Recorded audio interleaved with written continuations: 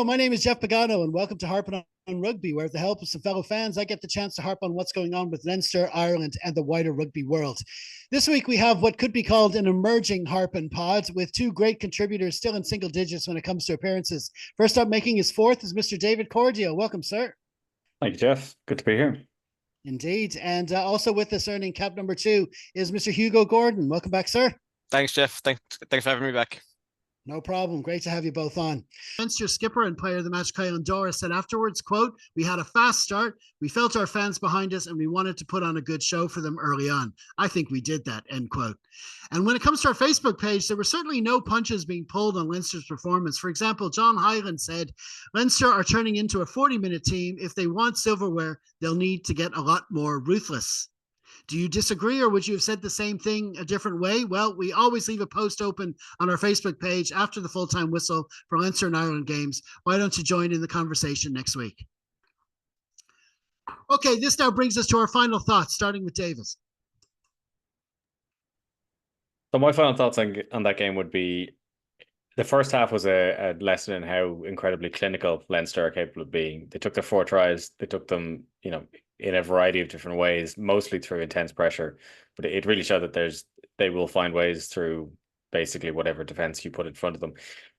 It also seemed to establish we've got two games in a row now, and I don't know if we'll get it 3 in a row. I don't know what kind of strength team we're going to send. I think it's up the road to Connacht next week. But it seems to have established a pattern that if we get our 4 tries and we are miles out ahead at the end of the first half, that we are happy to adopt a defensive pattern in the second half. It's not to say we don't attack anymore, but it just seems like if we have attacks, particularly built plays, we're not going to deploy them in the second half. And it's a strategy that has worked quite effectively so far. Munster got 1 more try than Benetton. You could maybe argue that they're 1 more try better than Benetton, and that's basically what came out of it. But it's a strategy that worked, and it'll be interesting to see if it's something that Leinster continue to deploy as time goes on, and even if so someone like Jack Nienaber, once he's got a 26-5 lead, if he decides that the second half is going to be an opportunity to see just how much we can get out of a game if all we do is defend really well. On that, I think Munster are capable of some very good attack. There was a lot good in there from them. It was just the rush defense that seemed to psychologically break them down. They were 1 pass, one last move away from getting over, more than enough times to have won that game, if not for, I think, the psychological impact that's the rush defense put on them. And on that, I wouldn't bet on the result of the Christmas game off the back of this one. Thomond Park is a different kind of place to go. The weather could be very different. Injuries dependent on both sides. We could be looking at quite different teams. So I think that will still be one to keep an eye on. And on that, the injury list in both squads are running very deep.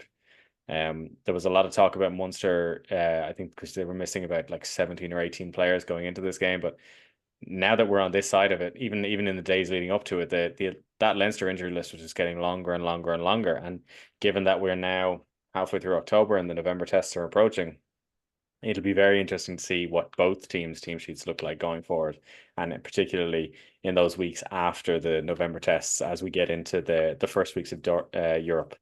And I guess my final thought beyond that would be that, and I said it in the second half roundup, Kylan Doris has been an excellent choice of captain, and hats off to, I presume, Leo Cullen, but whoever made that call.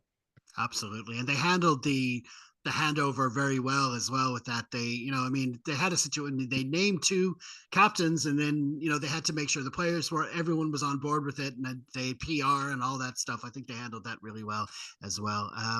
What did you make of Hugo? Yeah, I don't disagree with anything David said there. So I think my kind of key takeaways is important not to forget that as much as there is a bigger picture here and there is a big season to think about, and that nothing is won on a weekend in October. Beating Munster by 2 scores on a packed out Croke Park is pretty good, and I don't think we should lose sight of that. These games have been really close recently. Obviously, we lost the URC semi-final to them not so long ago in the Aviva. The games last year were very tense, and I don't think we should kind of undersell what you know, what days like this can actually mean. You know, this is the biggest game of the year, that doesn't have anything riding on it but the result of the weekend. You know, it's only bragging rights that we get out of this, but the bragging rights are pretty good fun, and we shouldn't forget that. Yeah, it's like you say, 4 games in, maximum points on the table. I think, like David said, there is a concern over the injuries. It's kind of uncharted territory with all these heavy selections in the opening weekends of the season. It's you know, and then you had the emerging Ireland tour as well, and it's all this stuff. We're not really used to the squad management for this, so we'll see how it pans out in the selections over the coming weeks. But I mean, as you say, certainly can't complain about the way the table looks at the moment, anyway. And we'll see how the performances go down the line. Well, that's brilliant, lads. Many thanks again to David and Hugo for joining me, and I hope to have you back on again soon. Thanks, lads. Thanks very much, Joe. Thank you, Jeff.